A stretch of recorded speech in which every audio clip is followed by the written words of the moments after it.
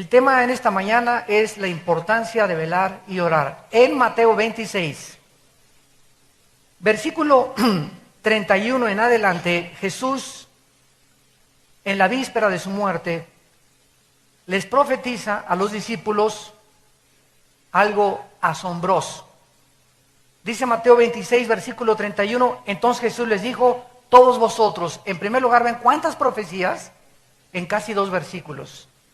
O sea, todos los discípulos, absolutamente todos incluidos, la primera profecía, en segundo lugar, se iban a escandalizar. Y nos incluye a todos, la segunda profecía es que todos se iban a escandalizar. Todos iban a huir y todos lo iban a dejar solo. De mí esta noche, el escándalo iba a ser Jesús. Tercera profecía. Cuarta profecía, y él cita Zacarías 13:7, porque está escrito, heriré al pastor y las ovejas del rebaño serán dispersadas.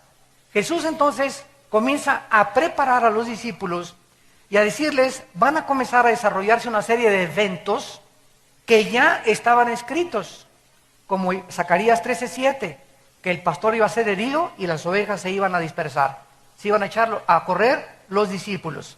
Pero Jesús les dice, todavía en el versículo 32, otra profecía, pero después que haya resucitado.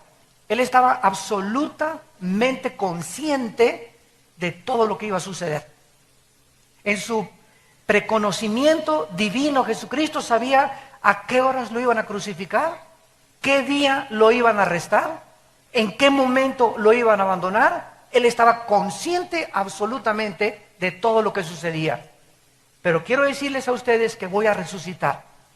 Y después de que resucite, dice el versículo 32, voy a ir delante de ustedes, o sea, me voy a adelantar a Galilea para que cuando ustedes lleguen a Galilea, yo ahí los voy a estar esperando resucitar. Respondiendo Pedro le dijo, aunque todos se escandalicen de ti, yo nunca me escandalizaré. Jesús le dijo, de cierto que esta noche, antes que el gallo cante, me negarás 3 veces. Pedro le dijo, aunque me sea necesario morir contigo, no te negaré. Todos los discípulos dijeron lo mismo. Hasta este momento todos ellos confiaban en la carne. Señor, yo voy a ser cristiano, yo nunca voy a cometer adulterio, yo ya no me vuelvo a emborrachar, ya no vuelvo a dejar de fumar, te prometo que voy a hacer esto para el siglo XXI y comenzamos a hacernos propuestas donde creemos que nuestra fuerza de voluntad es suficiente para poder caminar con Dios. Y muchas veces nos damos cuenta que estas proposiciones y estas propuestas que nos hicimos para caminar con Dios en un nuevo siglo que comienza, o a un nuevo mes, o una nueva semana, fallamos. Y que no somos capaces de cumplir lo que nosotros nos habíamos propuesto por desconocer el secreto que Cristo nos va a revelar. Hasta este momento todos dijeron, no, Señor, no, aquí nosotros no, vamos a morir contigo. Lejos sea de nosotros. Entonces, versículo 36. Llegó Jesús con ellos a un lugar que se llama Getsemaní. Y dijo a sus discípulos, siéntense aquí, entre tanto que voy allí y oro. Y tomando a Pedro y a los 2 hijos de Zebedeo, comenzó a entristecerse. Esta palabra en el griego, lupeo, que se tradujo entristecerse, significa ser afectado de una profunda tristeza o de un dolor del corazón indescriptible. Podemos decir, me siento triste que me dejó mi esposa, me siento triste que mi hijo esté caminando en malos pasos, me siento triste de la situación del país, pero esta tristeza que Jesús experimenta en Getsemaní rebasa todo lo imaginable de la tristeza que un ser humano puede atravesar. Así que si tú te sientes triste en esta mañana por algo o por alguien, hay alguien que se identifica contigo en esta tristeza. Y dice a continuación, y angustiarse de una forma sobrenatural, o sea, se tradujo en gran manera. Esta palabra ademoneo en el griego, que se tradujo angustiarse, significa inquietud profunda del alma. perturbación interior, depresión profunda. Lo que sucedió en la humanidad del Hijo de Dios en Getsemaní se puede solamente describir con dos palabras castellanas: tristeza y depresión. Tristeza y soledad. No hay otras palabras en el vocabulario para describirlas más que en el original griego. Y entonces Jesucristo en el versículo 38 les dijo: mi alma está muy triste hasta la muerte, quédense aquí y escuchen lo que les dice: velen conmigo. Era el momento de velar. Y este siglo XXI, donde comienzan a cernirse nubes negras en el panorama, donde las guerras y las amenazas de guerras nucleares van a aumentar, donde los fenómenos meteorológicos y sobrenaturales van a comenzar a incrementarse, donde tsunamis como el que acaba de ver en Australia esta semana, olas en Australia de 6 metros de altura, ahogaron totalmente un poblado, y terremotos, etcétera, etcétera. Es el tiempo en que Dios nos dice desde el cielo: pueblo mío, es tiempo de velar. Y esta es la importancia de este estudio. ¿Qué significa velar? Yendo un poco adelante, versículo 39, se postró sobre su rostro, orando y diciendo: Padre mío, si es posible, pase de mí esta copa, pero no sea como yo quiero, sino como tú.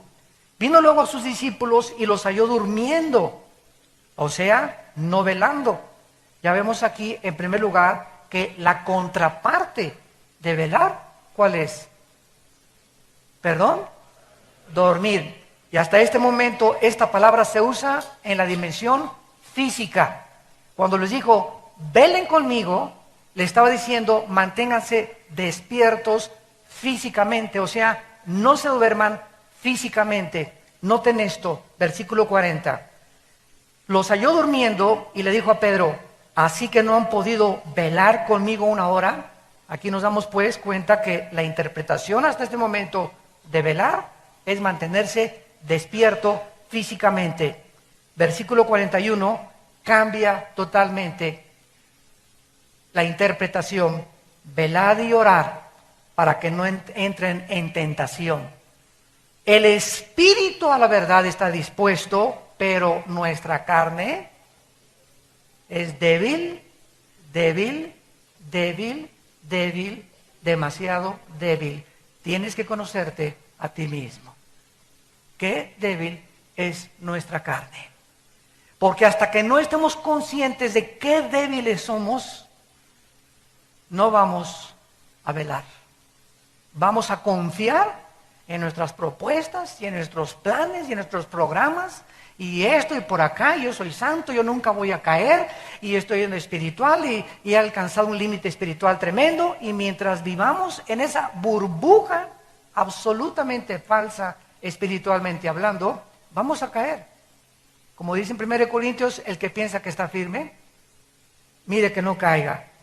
Y por segunda vez, versículo 42, Cristo, orando por segunda vez, les dijo: Padre mío, si no puedo pasar de mí esta copa sin que yo la beba, hágase tu voluntad.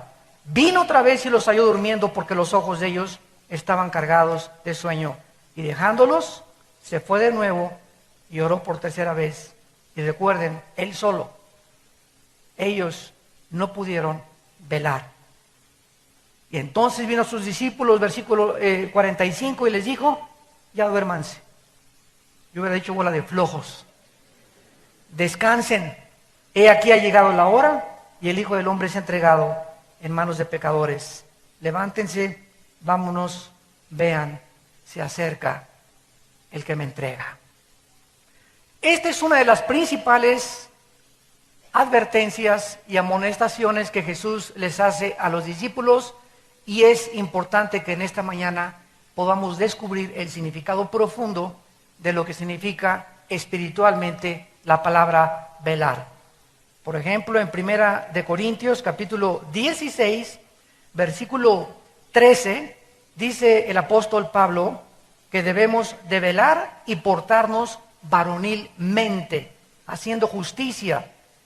Y veamos nosotros que casi siempre en la Biblia, principalmente en el Nuevo Testamento, cuando se usa la palabra velar, va asociada de la palabra orar.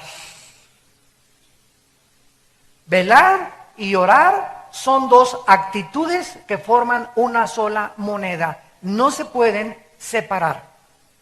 Son absolutamente hermanas. Por eso es que muchos de ustedes, cuando se proponen orar, ¿qué sucede? Les vence el sueño. Y por eso no es recomendable orar acostado, a menos que tengas alguna deficiencia física o tengas problemas en los meniscos, en tus rodillas y no te puedas hincar o sentar. Pero el problema cuando oramos dormidos, a mí me ha pasado muchas veces, me quedo dormido. Y ya no sé ni a qué horas me quedé dormido, pero oré 4, 5, 6, 8 minutos de acuerdo al cansancio que tengamos y ahí nos quedamos. Y cuando queremos velar, no lo hagas acostado, por favor, porque te vas a quedar dormido. Estas dos palabras, velar y orar, nos ilustran las más importantes acciones que debemos de tomar en nuestra vida cristiana, sobre todo en los tiempos, repito, que estamos viviendo antes de la segunda venida de Cristo al mundo. Lo que se nos está diciendo es que no podemos en el mundo ser solamente espectadores pasivos. Soy cristiano y veo todo lo que pasa, oigo estos chismes, oigo por acá, vengo a la iglesia, me siento acá, me siento allá.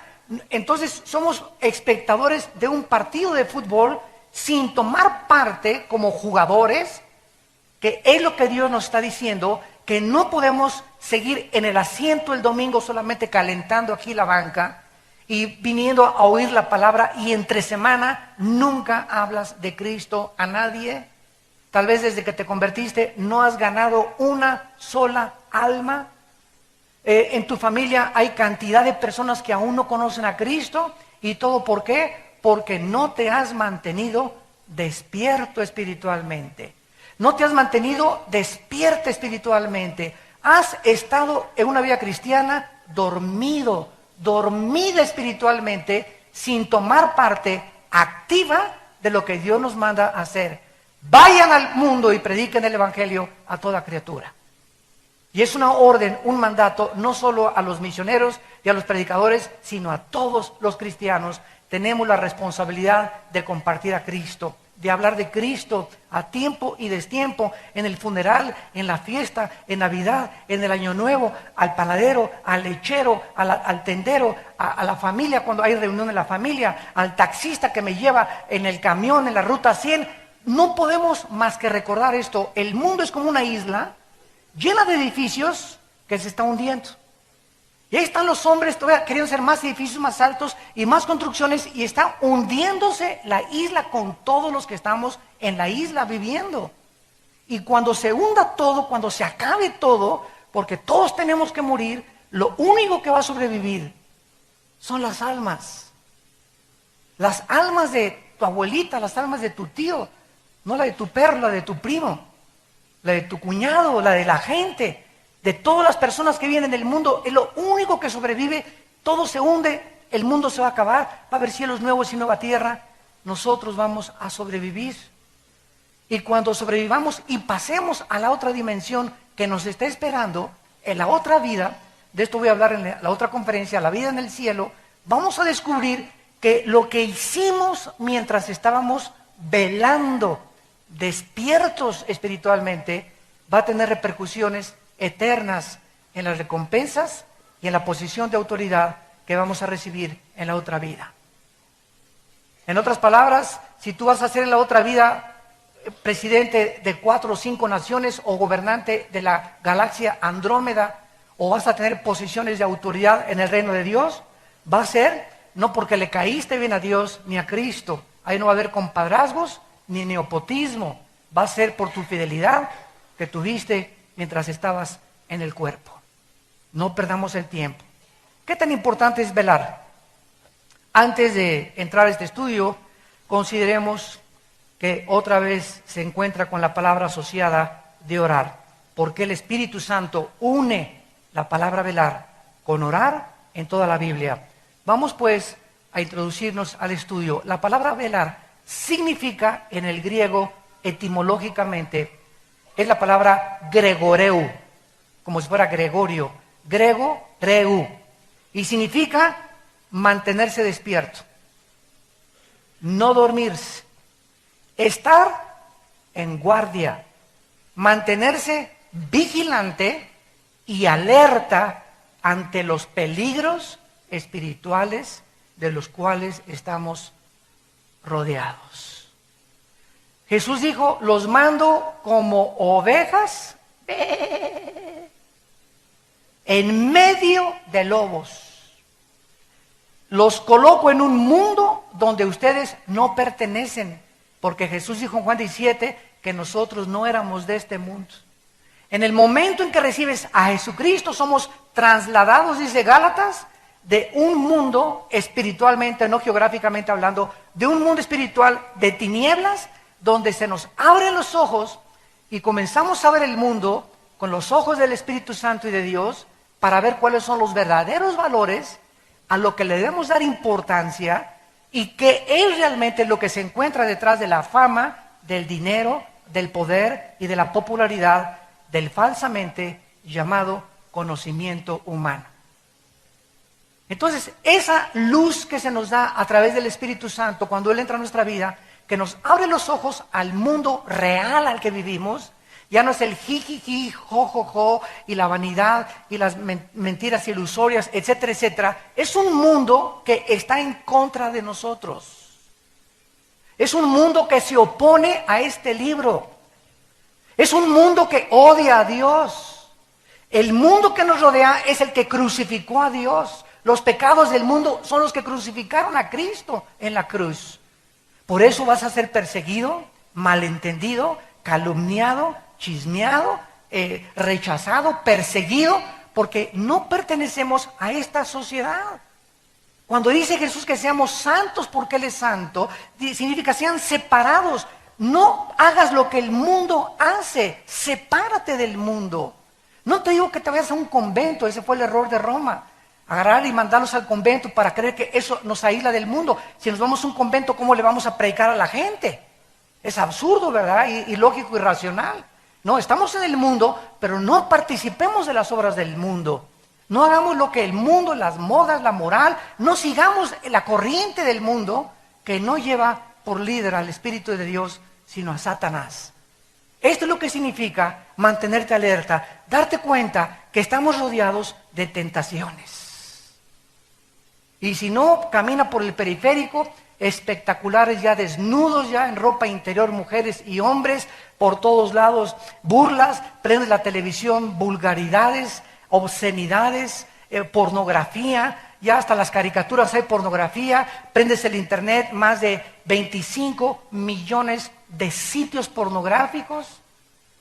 Lo primero que yo hice ahora a mis hijos con los famosos iPhones es quitarles el internet a los niños. Tú no puedes a un niño entregarle una computadora, una laptop o un iPhone que tenga internet, porque le estás entregando peor que una arma. Lo estás entregando a un mundo donde él se mete y destruye su mente. Que mi esposo y yo le dijimos a nuestros hijos, ¿quieren internet? Aquí en la casa. ¿Quieres hacer tarea? Aquí en la casa y en mi oficina está el internet. Y ahí te metes y yo veo qué cosas estás haciendo. Pero tú no vas a traer internet en tu iPhone, ni en tu iPad, ni tampoco en los cientos de cosas cibernéticas que existen ahora. ¿Por qué? Porque es algo que los destruye a los niños y a los jóvenes. No se imaginan ustedes el daño que está haciendo internet con los millones de sitios de obscenidades y de barbaridades, de homosexualismo, lesbianismo, masoquismo, sadomasoquismo. Pueden meterse a la página que ellos quieran libremente, a un mundo que no existe, más que es el mundo que destruye las mentes y los corazones de la próxima generación. Y nosotros somos responsables de cuidar que nuestros hijos puedan meterse y estudiar y no meter en su mente cosas que los vayan a destruir. Entonces, esta palabra velar, mantenernos alertas, mantenernos despiertos, es la palabra que se usa para una persona que cuida un edificio. ¿Qué es un velador? Alguien que está velando. ¿Quién es un velador? Una persona que trabaja de las 11 a las 7 de la mañana, que es el turno que se llama de noche. Si tú trabajas de bellboy de 11 a 7, estás velando como bellboy. Cualquiera que trabaje en la noche, trabaja velando. ¿Por qué? Porque entre la 1 y las 3 de la madrugada, yo me acuerdo cuando era bellboy en el Hotel Camino Real, aquí en México, hace muchos años, ahí comencé en la hotelería de bellboy, y me acuerdo que llegaba, me cambiaba en mi locker, me ponía mi uniforme de bellboy, y a las 12 y todo, y por acá, y a los clientes sirviéndoles, cargando las maletas, por esto y el otro, y a la 1:30 comienza uno, y se le comienzan a cerrar los ojos, y si te mantienes despierto entre la 1 y las 3, ya le hiciste. Porque es un momento y un periodo de tiempo donde el cerebro no soporta ya mantenerse despierto. Es nuestra fisiología, es la forma natural que el cerebro fue programado por Dios, y te agarra el sueño y un parpadeo así te quedas dormido. Y es precisamente entre la 1 y las 3 de la mañana donde más oscuro se encuentra el tiempo. De las 3, 4, 5 de la mañana ya comienza el amanecer, ya no es tan difícil mantenerse despierto. Pero ahorita estamos entrando a la 1 o 2 de la mañana en el mundo. Estamos entrando a la época más tremenda de las tinieblas espirituales del mundo. Romanos capítulo 13. Dice el versículo 11 al versículo 14. Romanos 13, del 11 al 14. Y esto, vean el énfasis espiritual de esta amonestación del apóstol Pablo. Romanos 13, 11. Y esto conociendo el tiempo. O sea, ¿qué responsabilidad tenemos nosotros de saber en qué tiempo estamos viviendo? Debemos de conocer que nos encontramos a las 2, 3 de la mañana. El mundo está oscureciéndose. Dice Isaías, y las tinieblas cubrirán el mundo, pero a ustedes les resplandecerá la luz. Es en este tiempo, amados santos de Dios, ustedes que nos escuchan a través de la televisión, cuando más alertas y despiertos espiritualmente debemos estar. Conociendo el tiempo, que ya es hora de levantarnos del sueño. Ya estuvo suave que nada más el domingo y entre semana, el tiempo de ir a la iglesia, vamos a la iglesia. Jesucito mío, me dulce compañero, ni noche ni día. Santo, santo, santo, santo. Y te vas y de lunes a sábado no vives la vida cristiana, no tienes una vida de oración diaria, no tienes una vida de estudio de la Biblia, no vas entre semana a estudios, estás dormido, dormida en el tiempo que estamos viviendo. Y luego, ay, me dejó mi esposo, ay, me dejó mi esposa, y mi hijo tiene problemas, y esta cosa, y me robaron por acá, y me pasó estas cosas, y quieres que en ese sueño espiritual te ayude Dios. Y cuando despiertas es cuando, Señor, ¿me ayudas? Señor, ¿me sanas? Esta paz de Santa Claus, ¿me la sanas también, Señor? No queremos disciplina, no queremos someternos a la palabra de Dios, pero queremos que Dios sea nuestro siervo cuando lo necesitamos. Y esto no lo enseña la Biblia. Esto no lo encuentras en las Sagradas Escrituras. Levantémonos del sueño porque ahora está más cerca de nosotros nuestra salvación que cuando creímos. Y dice Pablo, la noche está avanzada. En otras palabras, él compara la vida cristiana con el día y la noche física. Así como el amanecer es a las 4 o 5 de la mañana y la peor hora es entre la 1 y las 3 de la mañana, físicamente hablando, estamos entrando en la peor época de la humanidad, la hora de las tinieblas. ¿Recuerdan cuando Jesús lo agarraron en Getsemaní y lo arrestaron? ¿Saben? ¿Recuerdan la palabra que dijo? Ahora es el tiempo de las tinieblas. El momento que crucificaron a Cristo, el mundo se cubrió de tinieblas. Fue la hora en la que Satanás tenía el permiso de Dios de cubrir el mundo de tinieblas, y si hubiéramos tenido una pantalla que nos descubriera el mundo espiritual, en la cruz de Cristo hubiéramos visto que ahí en el aire estaba Satanás con todos los millones de ángeles, potestades, gobernantes de las tinieblas, ahí se reunieron en el monte Gólgota. Alabío, alabao, alabim, bomba. Le dimos, ra, ra, ra. Y estaban todos, el templo se rasgó, hubo un terremoto tremendo. Y qué susto a los 3 días. Cuando él sale de entre los muertos y les dicen, ¿dónde está tu bio? Alabao, alabim, bomba. Aquí estoy, yo soy el que ustedes me echaron porras para morir, me rechazaron, me crucificaron, se burlaron, me escupieron, me calumniaron y yo no dije absolutamente nada. Ahora es el tiempo de la luz, de la resurrección de entre los muertos. Para que todos ustedes vean, para que todos ustedes sepan que así como ahora el mundo parece que se nos echa encima, y que por todos lados los demonios de la violencia, los crímenes, asaltos, secuestros, etcétera, etcétera, parece que Dios no está a cargo del mundo, ni soberanamente gobernando el universo, nosotros tengamos paz en nuestro corazón.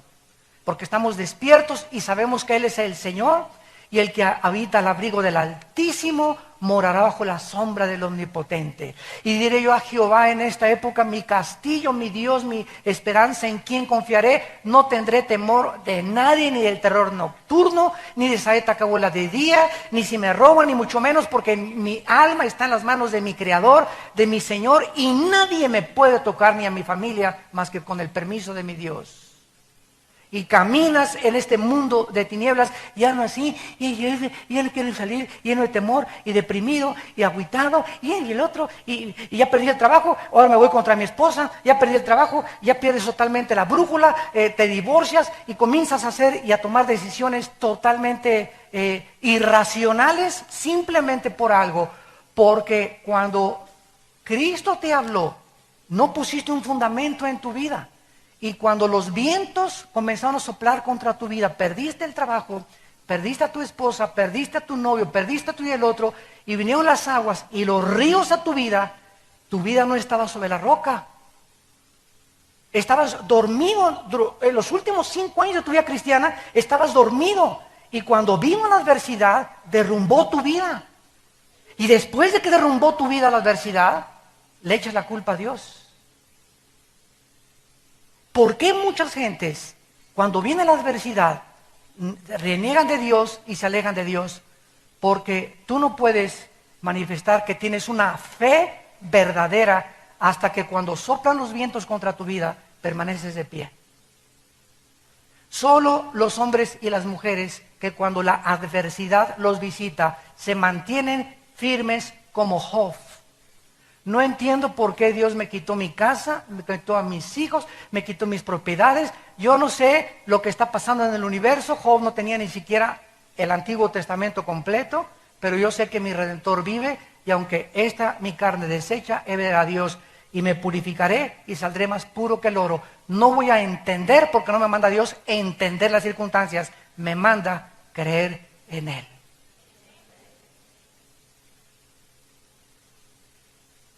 Esta es la fe. Creer a pesar de las circunstancias. No sé lo que está pasando y me preguntas, yo tampoco sé, hermano, lo que te está pasando en tu vida. Pero eso es una cosa, Salmo 27. Hubiera yo desmayado si no hubiera creído que vería a Dios en la tierra de los vivientes. La fe es lo único que nos sostiene de pie. Seguir creyendo. Y si cuando los vientos vienen contra tu vida, tu fe no está fortalecida, porque estabas dormido espiritualmente hace 4, 5, 6 semanas, los vientos van a acabar con tu casa, van a acabar con tu familia, van a acabar con tu matrimonio, van a acabar con tu negocio, van a acabar con todo, porque viene para matar, robar y destruir el enemigo. Pero yo digo, Jesús, quiero darte vida y vida en abundancia.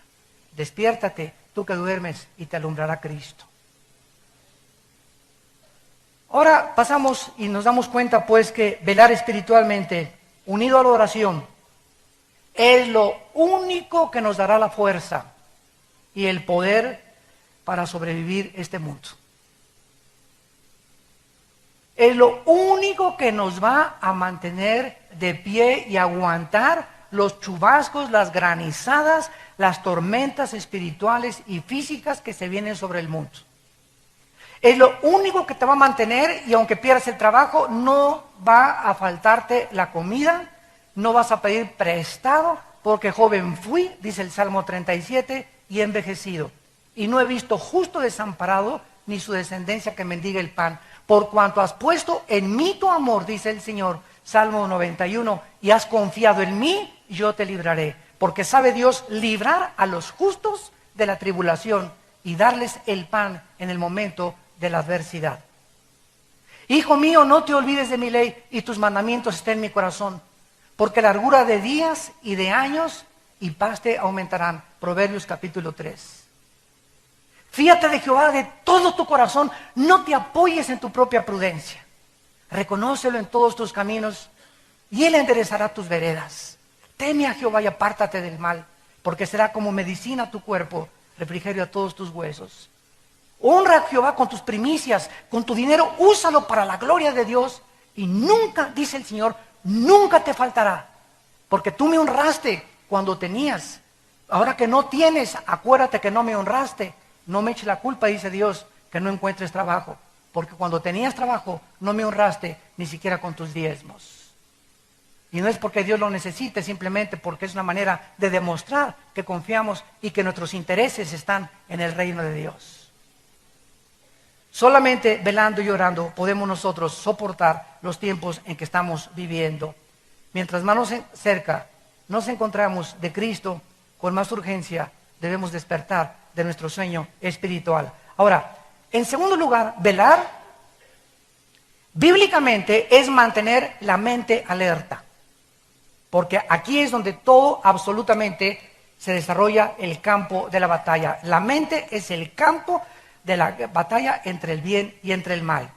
Dios nos ha dado una mente maravillosa, no sé cuántos de ustedes ya lo descubrieron. Un niño de 6, 7 años de edad puede hablar 4 idiomas. Yo tengo un nieto ahorita, Max, el hijo de Moisés, mi hijo, que habla 3 idiomas, portugués, inglés y español a la perfección a los 7 años de edad. Su mamá es portuguesa o brasileña, ¿verdad?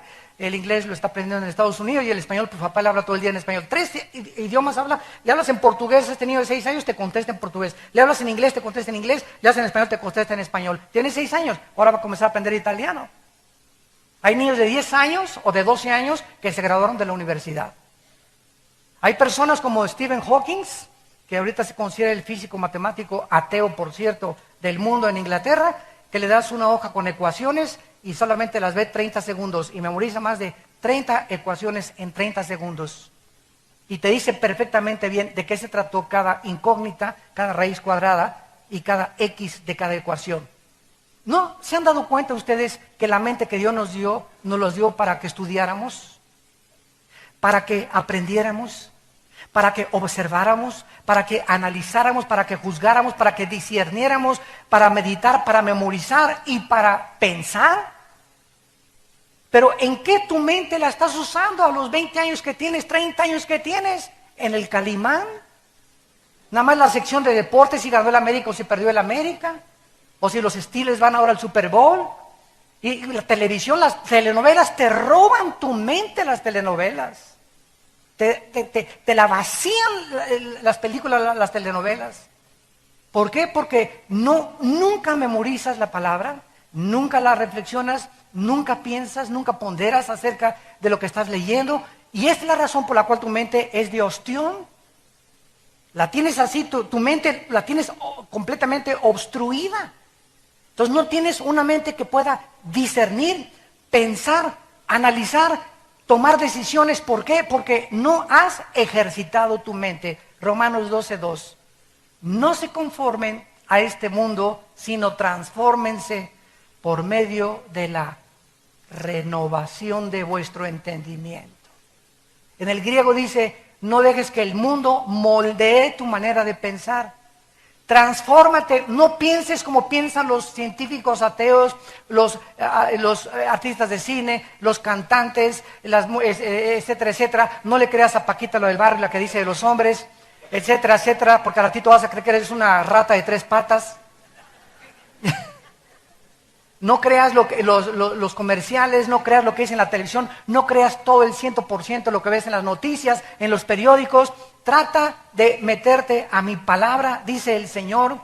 Métete a mi palabra, comienza a memorizar 2 versículos en la mañana, 2 en la tarde, 2 en la noche, como si fueran chochos de un médico. Señora, tómese usted 2 chochos en la mañana, 2 en la tarde y 2 en la noche. Y llegas a los 15 días, ay, pues me sigue doliendo la panza.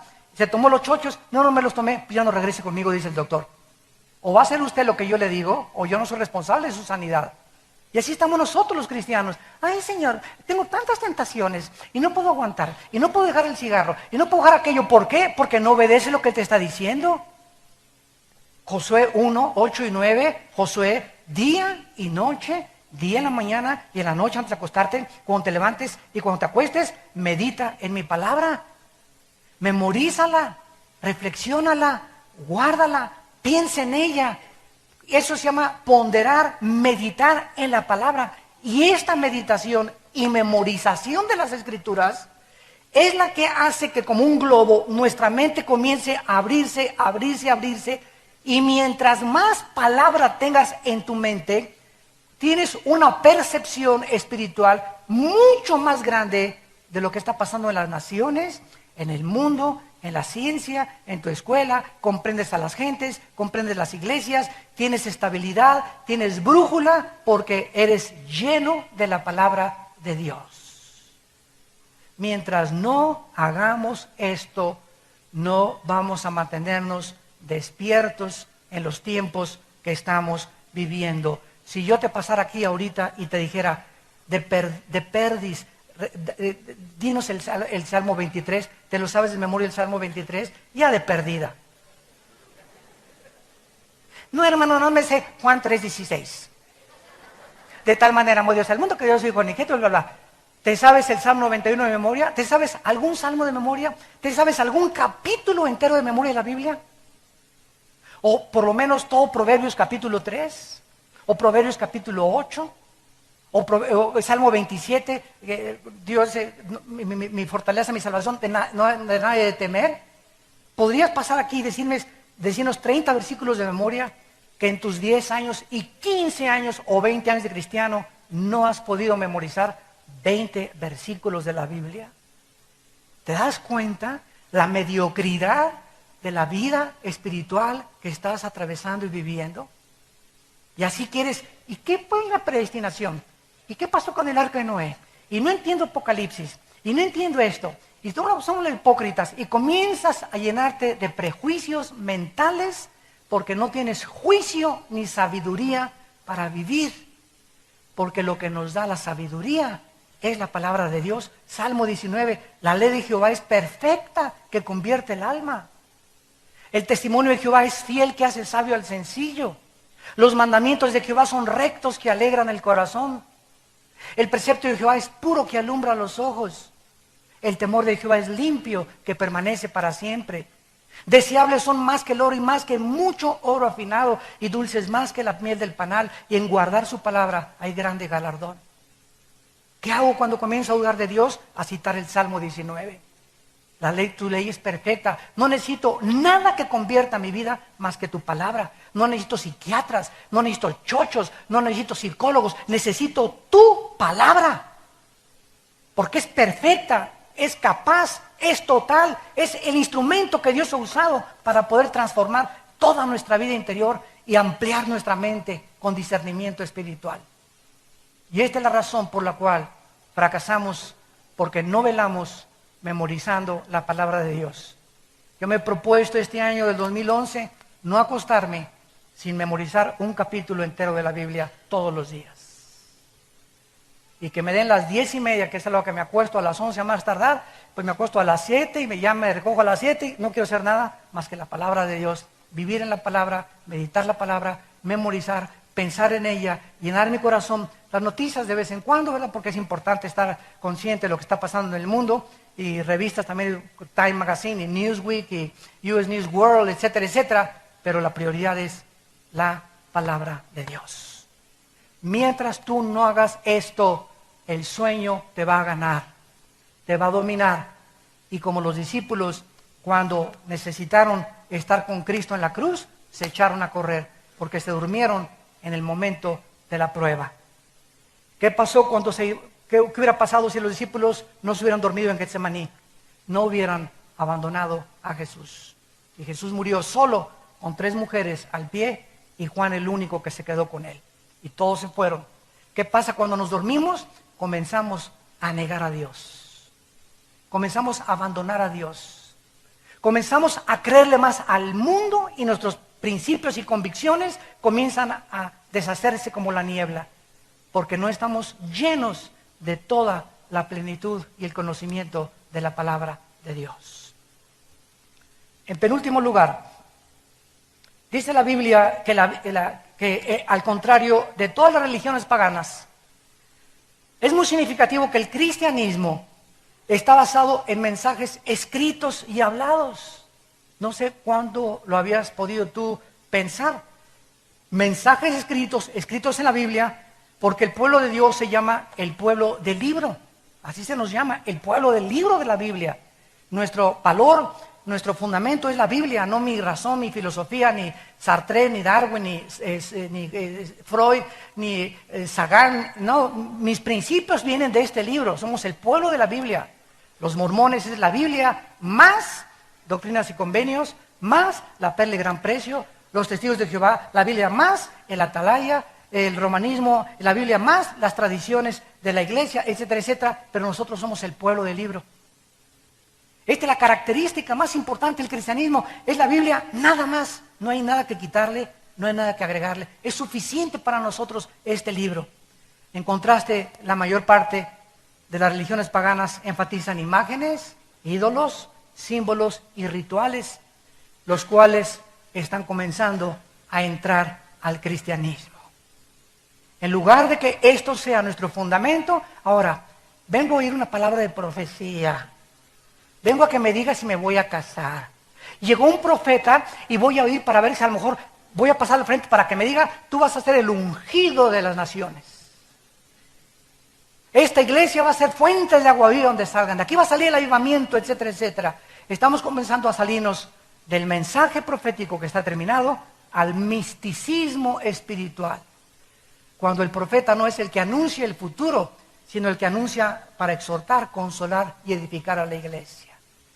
Los eventos futuros están completos en la Biblia, Apocalipsis 22, y no hay nada que quitarle ni nada que agregarle. Cualquiera que te diga, en el 2011 se acaba el mundo, en el 2012 se acaba el mundo, en junio de tal fecha, son falsos profetas. La hora no la sabe nadie más que Dios. En Mateo capítulo 24, Cristo, antes de partir y de terminar su misión con los discípulos, les hizo mucho énfasis precisamente en esto, capítulo 24 de Mateo, versículo 42. Mateo 24, 42. Y les dice Cristo, velad. Ahí está otra vez. Porque no saben a qué hora ha de venir el Señor. En otras palabras, cuídate que si Cristo regresa hoy en la noche o si Cristo regresa mañana, te halle durmiendo espiritualmente. Cuidado, porque te quedas. Te quedas.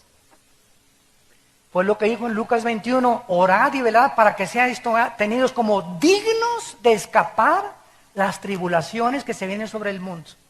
Cuando Cristo venga, los que tengan las lámparas prendidas, ¿se acuerdan la parábola de las 10 vírgenes? Solo las que tenían el aceite. O sea, muchos traían la Biblia es la lámpara. Pero si tú traes la lámpara a la Biblia sin el aceite, que es el Espíritu Santo, que es el que le da vida a la palabra, no mi mente, no mi razonamiento, sino que es el Espíritu dentro de mí lo que hace viva la palabra a mi espíritu. Si no tengo una relación con el Espíritu Santo viva, diaria y dinámica, porque estoy alerta y el Espíritu Santo tiene un instrumento a quien hablarle. Cuando venga Cristo, me va a hallar, sí, con la Biblia, aleluya, gloria a Dios, y viene el rapto, y de repente la mitad aquí del sur se quedaron en la iglesia. ¿Y los demás dónde están? Y entonces vas a caer de rodillas ahí en tu silla.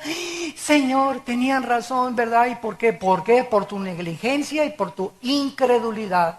Nunca le creíste a Dios. Y no me vengas a decir, Señor, Señor, porque te voy a decir, Mateo capítulo 7, nunca te conocí, nunca hiciste mi voluntad. ¿Cuál es su voluntad? Que velemos y oremos. Y continúa Jesús en el versículo 43, pero sepan esto, que si el padre de familia supiera a qué hora el ladrón habría de venir, velaría y no dejaría minar su casa. Tú vives en una casa y creo que si te dicen que hay ladrones afuera de la casa, serías un tonto de dejar las puertas abiertas. Nuestra vida debemos de cerrarla, porque estamos rodeados de ladrones espirituales, de espíritus demoníacos que quieren entrar a robarnos esto, la palabra de Dios. El diablo quiere sacarte esto y no se te va a aparecer en persona. Te va a mandar a tu primo, a tu novio, a tu novia, a alguien de tu familia, a un amigo cercano, a meterte dudas, a meterte tentaciones, a jalarte hacia ellos porque quiere sacar esto de tu vida. Porque tu vida no está cerrada, no tiene candados. No has atesorado la palabra de Dios como lo más precioso que debemos de tener. Si no pongo candados en mi casa, se meten los ladrones.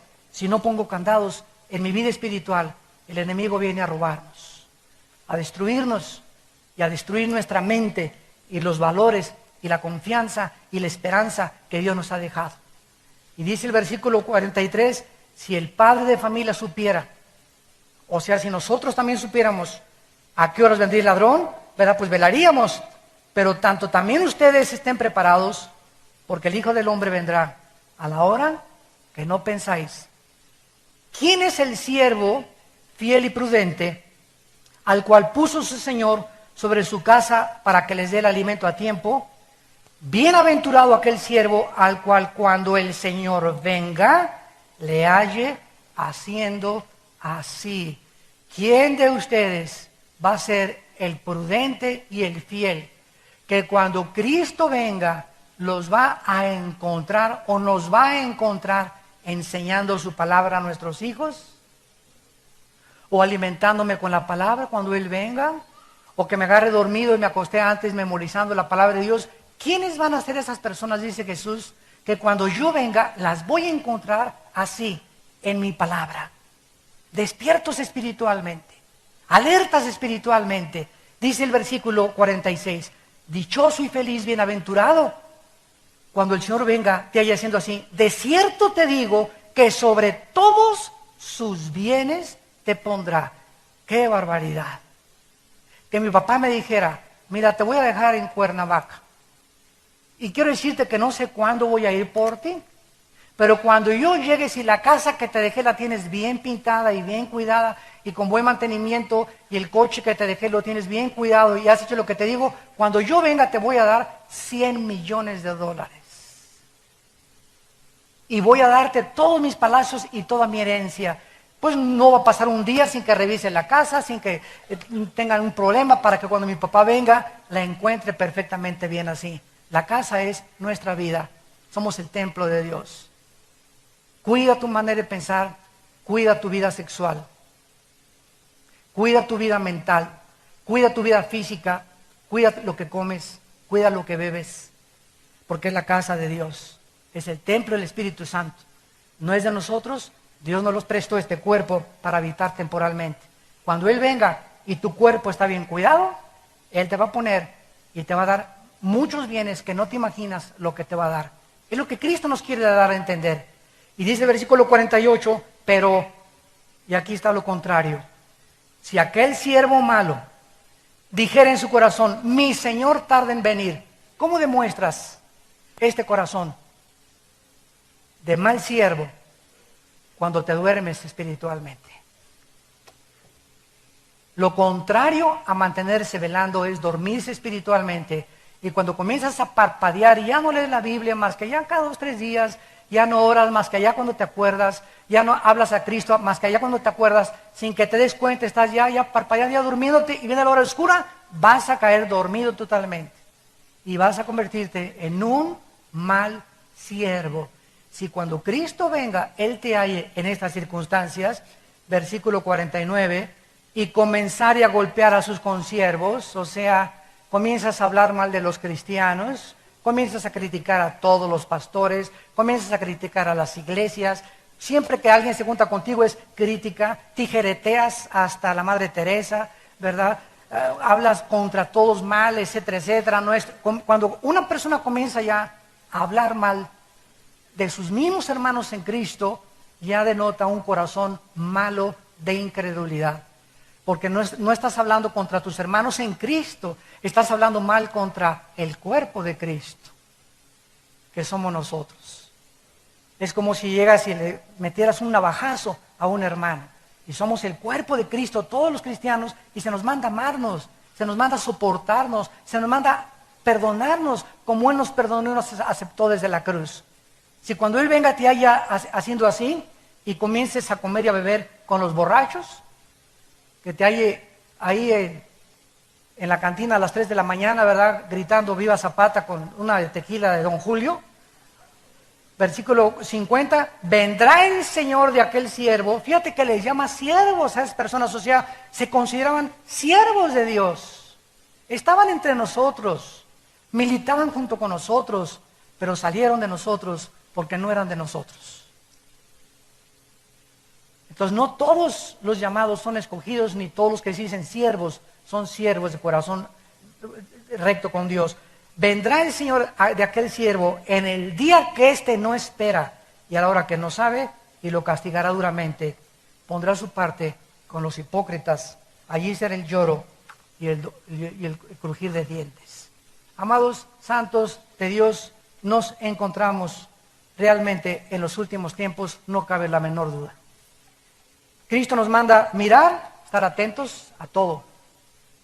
Cuídate, ¿verdad? Es como decía el otro día un pastor: oye, hermano, yo vi una muchacha guapísima, ¿verdad? Y digo, qué guapa muchacha, ¿verdad, hermano? Pero tienes tú la fuerza y voluntad para decir que el Espíritu Santo te da, ¿verdad? Ya la vi, está bonita, qué muchacho tan guapo, ahí muere. No es para ti, ni te vas a casar con ella tampoco. Tu esposa es a la que tú tienes que serle fiel. Y cuando una mujer viene y me dice: oiga, hermano pastor, quiero decirle que mi esposo, yo no puedo ser cristiana porque mi esposo me hace enojar a cada momento, yo le contesto, escuchen esto, los que ustedes son consejeros, dile a esta señora: es una mentira que tu esposo te hizo enojar, usted se enojó porque usted escogió enojarse. O sea, cuando yo digo me hizo enojar, estoy diciendo él tiene la culpa de mi enojo.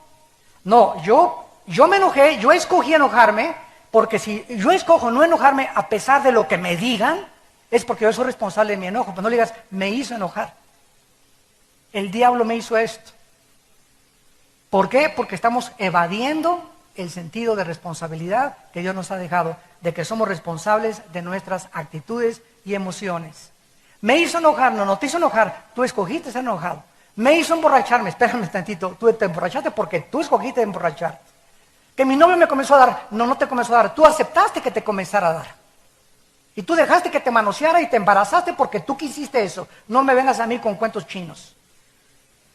Nosotros determinamos a dónde llegamos y lo que queremos hacer. Así que no vengas, es que si yo tuviera una esposa más santa, hermano, que fuera como la Madre Teresa, de piadosa, y que me amara, etcétera, etcétera, pero mi esposa me impide yo ser el apóstol de Dios para las naciones. ¿Sabes una cosa? Ni tu esposa, ni tu perro, ni tu mamá, ni nadie puede impedir ni abortar el plan de Dios para tu vida más que tú nada más. Que tu esposa es la leona de Santa Julia. Ok, que siga siendo y que siga rugiendo, a ti no te llega. No digas, me contaminó, no, tú dejaste que te contaminara. Escoge no contaminarte, escoge no hacerle caso, escoge orar por ella, escoge seguir a Dios a pesar de todo. Nunca nadie se atreva a decir, si yo tuviera otro esposo, si yo tuviera otra esposa. No es cierto, no es cierto, no es cierto. Esto proviene de la psicología freudiana, la evasión de la responsabilidad y la victimización de las personas, haciendo a un lado su responsabilidad de los pecados. Es que el señor que le disparó ahora en Tucson, Arizona, el muchacho, era huérfano y lo violaron de niño, es homosexual, este artista famoso cantante es homosexual porque lo violaron de niño. Nada justifica de tu pasado lo que eres hoy, porque entonces no habría calidad ni responsabilidad moral delante de Dios.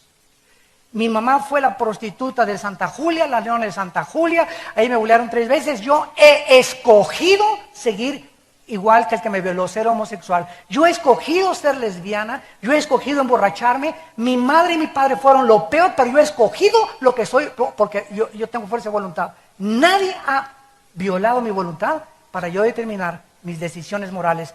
Por favor, que taladre estos pensamientos tu cabecita. ¿Quién es una persona madura? La que llega el momento y dice, yo soy lo que soy y no me parezco a nadie. Perdóname, señoras. Yo soy lo que soy porque yo lo he escogido y porque así he actuado libremente. Es cuando llegas a la madurez. Comenzó con Adán, la señora que me diste. Si no me hubieras dado a Eva, Señor, yo no hubiera comido el fruto. Ahí comenzó la evasión de la responsabilidad. Amados en Cristo, esto es lo que la Biblia nos enseña, que debemos de mantenernos atentos, velar, orar y perseverar en su obra. Constantes en el